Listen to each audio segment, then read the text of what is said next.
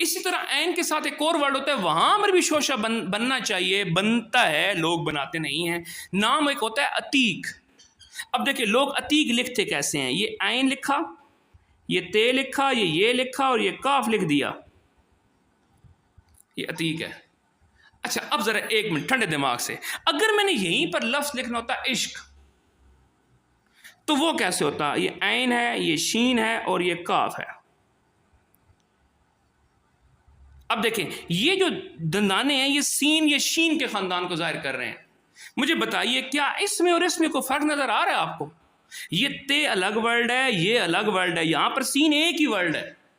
तो सीन या शीन के साथ जब मुमासलत हो रही थी, उस मुमासलत को ख़त्म करने के लिए मैंने क्या किया, मैंने तीन दंदाने अब इकट्ठे नहीं बनाए।